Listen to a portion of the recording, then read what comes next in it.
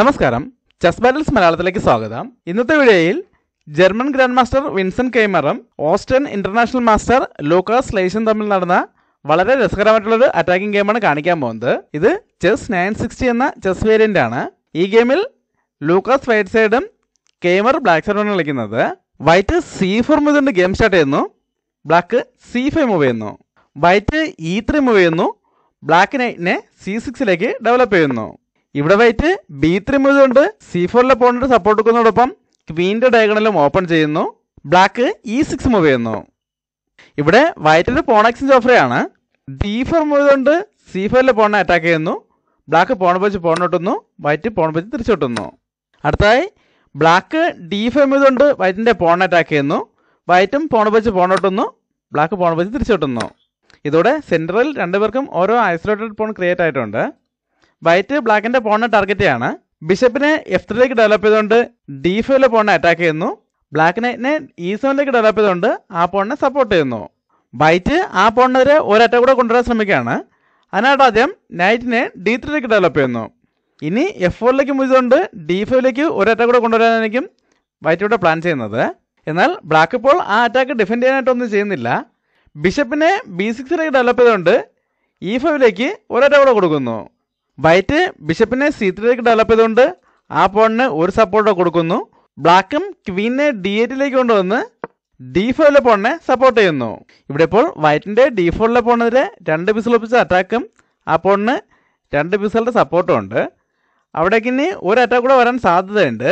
അതുകൊണ്ട് white advance ആയിട്ട് റൂക്കിനെ അങ്ങോട്ടേക്ക് കൊണ്ടുവരികയാണ്. റൂക്കിനെ D1 കൊണ്ടുവരുന്നു. ബ്ലാക്ക് നൈറ്റിനെ F5 കൊണ്ടുവന്ന് ആ പോണിനെതിരെ ഒരു അറ്റാക്ക് കൂടെ കൊടുക്കുന്നു. വൈറ്റ് ഒരു കൗണ്ടർ അറ്റാക്കിലൂടെയാണ് ഈ പ്രശ്നം പരിഹരിക്കുന്നത്. നൈറ്റിനെ F4 മൂവ് ചെയ്തുകൊണ്ട് റൂക്ക് വെച്ച് ആ പോണിന് ഒരു സപ്പോർട്ട് കൊടുക്കുന്നതോടൊപ്പം ബ്ലാക്കിൻ്റെ D5 പോണിനെ തിരിച്ചറ്റാക്ക് ചെയ്യുന്നു. ആ പോണിന് ഇപ്പോൾ ക്വീൻ്റെ സപ്പോർട്ട് മാത്രമേ ഉള്ളൂ. എന്നാൽ ബ്ലാക്ക് ഇപ്പോൾ ആ പോണിനെ സംരക്ഷിക്കാനായിട്ട് ഒന്നും ചെയ്യുന്നില്ല. ഇവിടെ ഒരു ട്രിക്ക് ഉപയോഗിക്കുകയാണ്. നൈറ്റിനെ H4 കൊണ്ടുവന്ന് ബിഷപ്പിനെ അറ്റാക്ക് ചെയ്തുകൊണ്ട് ഒരു പോണിനെ സാക്രിഫൈസ് ചെയ്യുന്നു. ഇവിടെ ബ്ലാക്കിൻ്റെ പ്ലാൻ എന്താണെന്ന് വൈറ്റിന് ശരിക്കും മനസ്സിലായില്ല. അതുകൊണ്ട് ആ സാക്രിഫൈസ് അക്സെപ്റ്റ് ചെയ്യാണ്. ബിഷപ്പ് വെച്ച് D5 പോണിനെ വെട്ടിയെടുക്കുന്നു. ഇവിടെ ഇപ്പോൾ ഈ ബിഷപ്പിനെതിരെ ക്വീന് വെച്ച് അറ്റാക്ക് ഉണ്ടെങ്കിലും ആ ബിഷപ്പിന് നൈറ്റിൻ്റെ സപ്പോർട്ടുണ്ട്. ബ്ലാക്ക് ഇവിടെ ആദ്യം ആ ഡിഫൻഡറെ അറ്റാക്ക് ചെയ്യാണ്. ബിഷപ്പിനെ C7 മൂവ് ചെയ്തുകൊണ്ട് നൈറ്റിനെതിരെ അറ്റാക്ക് കൊടുക്കുന്നു. ഇതോടെ വൈറ്റിൻ്റെ 2 പീസുകൾ ഒരേ സമയം അറ്റാക്കിലായിരിക്കുകയാണ്. വൈറ്റിനിപ്പോൾ ഈ 2 കരുക്കളെയും ഒരുമിച്ച് സപ്പോർട്ട് ചെയ്യാൻ കഴിയില്ല. അതുകൊണ്ട് അറ്റാക്കിൽ നിന്നും ബിഷപ്പിനെ E4 മൂവ് ചെയ്യുന്നു. ബ്ലാക്ക് ബിഷപ്പ് വെച്ച് നൈറ്റിനെ എടുക്കുന്നു. ഇവിടെ ഇപ്പോൾ ബ്ലാക്കിൻ്റെ 2 കരുക്കളും പോൺ വെച്ച് ഫോർക്ക് ചെയ്യാൻ പറ്റുന്നൊരു പൊസിഷനിലാണ് ഉള്ളത്. വൈറ്റ് വേണമെങ്കിൽ ഇപ്പോൾ ഇങ്ങനെ ഫോർക്കിലേക്ക് പോവാം. എന്നാൽ വൈറ്റ് ഇപ്പോൾ ഒരു ഫോർക്കിന് ശ്രമിക്കുന്നില്ല. പകരം മറ്റൊരു അറ്റാക്കിലേക്ക് പോവുകയാണ്. ആദ്യം D5 കൊണ്ട് ബ്ലാക്കിൻ്റെ നൈറ്റിനെതിരെ അറ്റാക്ക് കൊടുക്കുന്നതോടൊപ്പം ബിഷപ്പിൻ്റെയും ക്വീനിൻ്റെയും ഡയഗണൽ ഓപ്പൺ ചെയ്യുന്നു.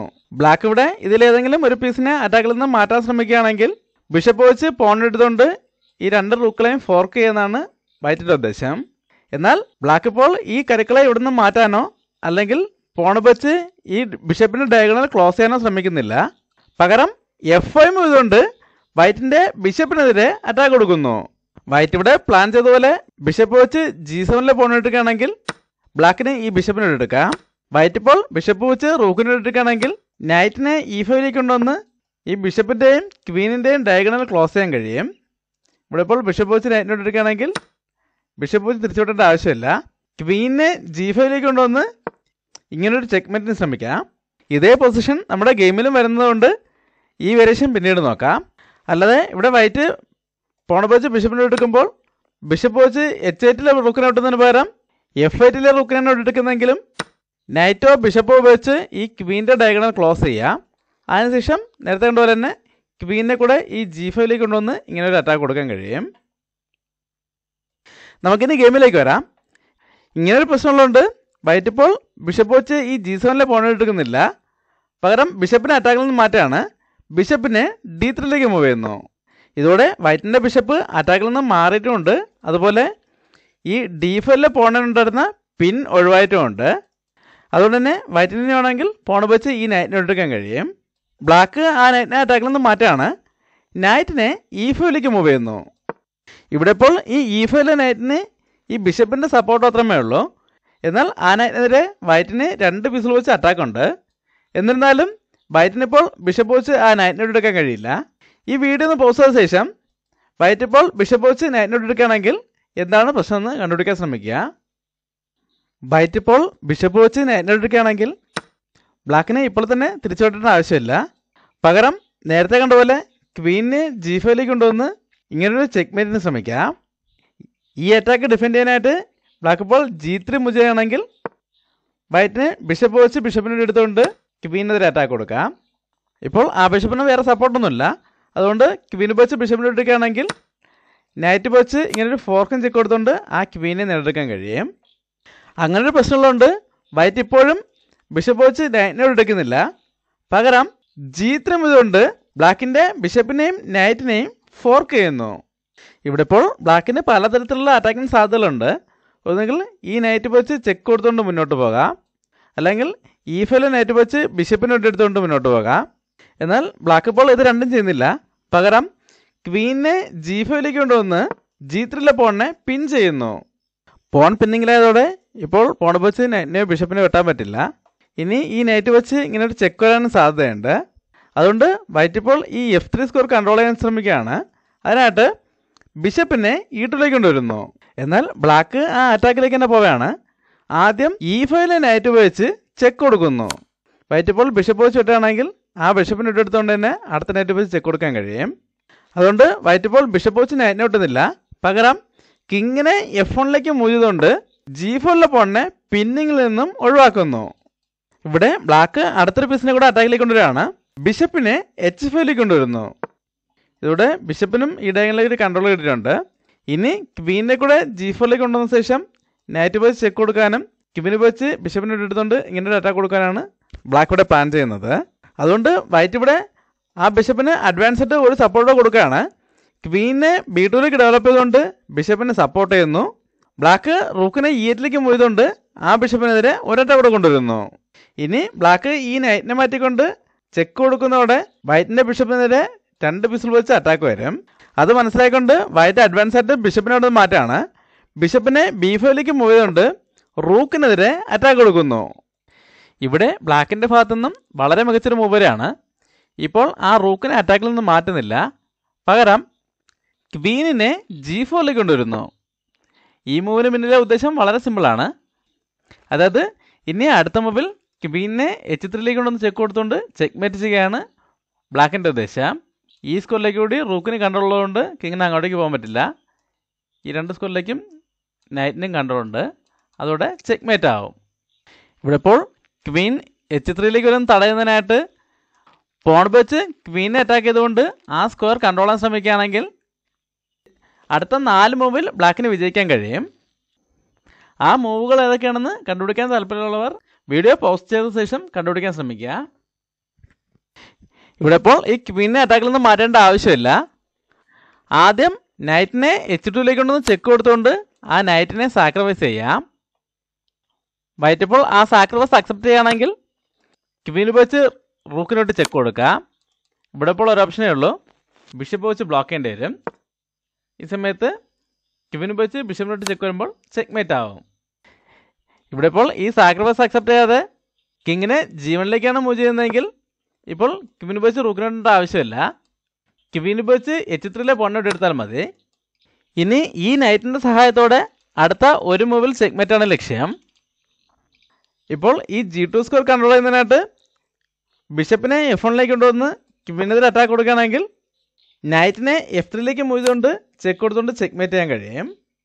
അല്ലാതെ ഇവിടെ ഇപ്പോൾ ബിഷപ്പിനെ കൊണ്ടുവരുന്നതിന് പകരം റൂക്ക് വെച്ച് ഈ നൈറ്റിനോട്ട് എടുത്തുകൊണ്ട് ഈ G2 സ്കോർ കൺട്രോൾ ചെയ്യാൻ ശ്രമിക്കുകയാണെങ്കിലും അടുത്ത നൈറ്റിനെ F3 കൊണ്ടുവന്ന് ഇങ്ങനൊരു ഫോർക്കും ചെക്ക് കൊടുക്കാം.